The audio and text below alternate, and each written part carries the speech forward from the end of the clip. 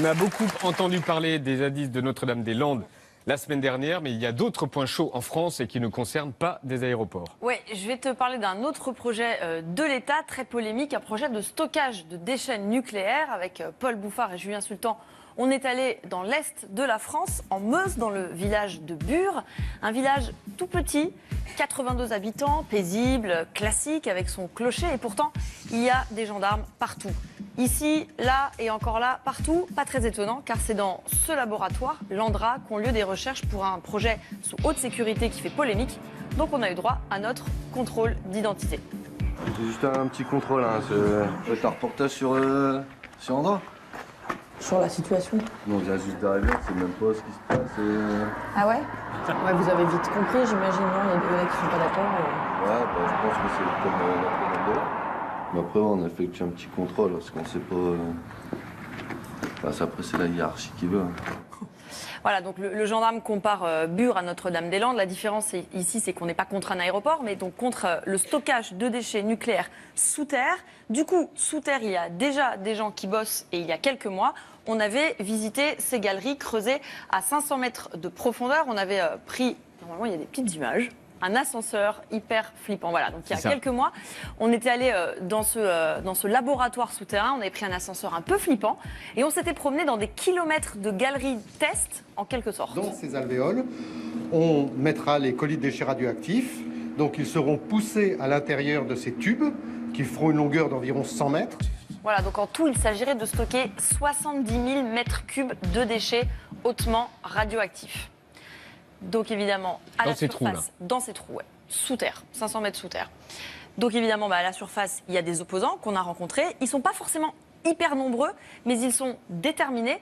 Alors on n'a pas eu de mal à trouver leur QG à Bure, notamment grâce à cette pancarte très accueillante. Les journalistes, c'est comme l'Andra, on n'en veut pas. On a quand même eu rendez-vous avec 2 occupants. Bonjour, Yabel. D'accord, et vous? Goré. Goré. Soit. Alors on y va? Voilà, donc ils nous emmènent dans le bois qu'ils occupent depuis 2 ans, car c'est donc sous ce bois que seront enterrés les déchets.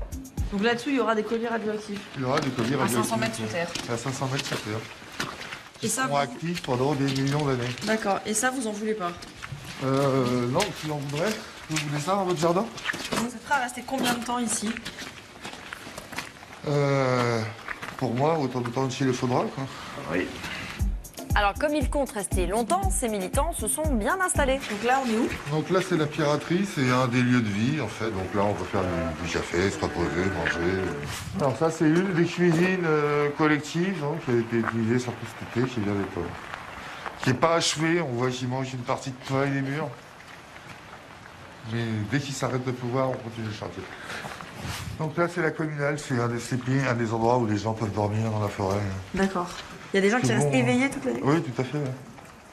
Et ils se relaient pendant la nuit. Hein. Et parfois, pour surveiller, il ne faut pas avoir le vertige. Là, il y a une cabane dans un chêne, en hauteur. Voilà. À combien, là? Il est à 23 mètres, quoi. D'accord. C'est un élément stratégique d'une politique de défense. Des gens qui se réfugient dans cet arbre en cours d'expulsion, pour les faire descendre, c'est très, très, très dur.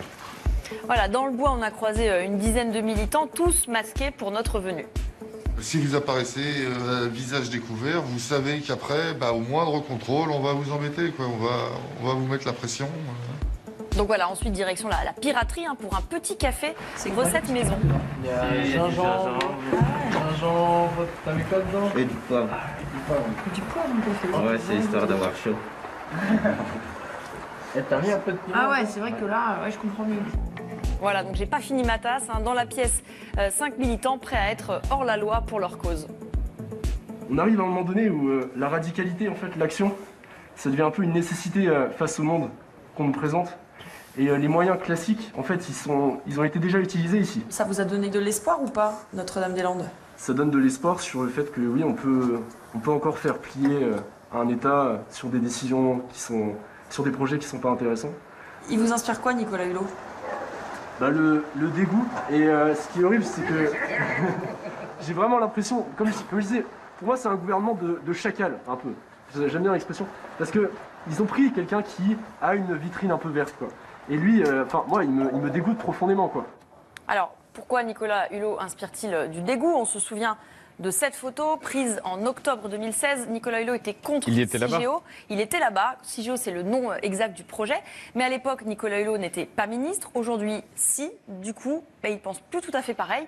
On lui en a parlé hier au Sénat. Sur cette photo, vous étiez contre CIGEO. Oui. Pourquoi vous avez changé d'avis? Et d'abord, qui est-ce qui vous dit que j'ai changé d'avis? C'est ce que vous avez dit plusieurs fois dans différents médias. Sur le principe des déchets nucléaires dont on ne sait pas quoi faire, j'ai pas changé d'avis. C'est-à-dire que j'aurais aimé ne pas me retrouver dans une situation comme ça. Aujourd'hui, vous ne pouvez plus dire non à ce projet, vous devez composer avec. Aujourd'hui, j'ai une responsabilité, c'est que je peux pas mettre, sauf si vous me donnez votre garage, je peux pas mettre ces déchets n'importe où. Je peux pas les envoyer dans l'espace, je peux pas les mettre au fond des océans. Donc c'est maintenant la responsabilité de mon ministère. Donc on va regarder quelle est la moins mauvaise solution. Donc on ne peut pas aller au bout de ses convictions quand on est aux responsabilités? Non, pas du tout. Non, mais je dites les choses à ma place, puisqu'en fait vous voulez me suggérer la réponse. Vous voulez que suggérer... Je pose la question. Non, vous suggérez la réponse que mes convictions ont changé. Mes convictions n'ont pas changé une seule seconde. Voilà. Donc est-ce que ça vous va? Est-ce que c'est clair? C'est possible de les mettre en pratique alors? En mandarin ou en voilà. Mes convictions n'ont pas changé. Est-ce que c'est possible de les mettre en pratique quand on est en responsabilité? Mais évidemment, sauf qu'on doit aussi parfois composer avec la réalité. Ouais, cette foutue réalité. Il y a au moins un point commun entre les opposants et Nicolas Hulot, c'est que personne ne sait vraiment quoi faire de ces déchets. Ils sont nombreux, parce qu'à Notre-Dame-de-Landes, ils étaient nombreux. Là, Alors là, dans les bois, ils sont, on va dire, une vingtaine. Moi, j'en ai croisé une dizaine au moment où j'étais pendant 2 jours. Après, ils sont plusieurs dizaines dans la maison. Mais par exemple, quand il y a des manifestations, l'été, ils peuvent être plusieurs centaines à venir manifester dans le bois. Donc c'est encore fluctuant.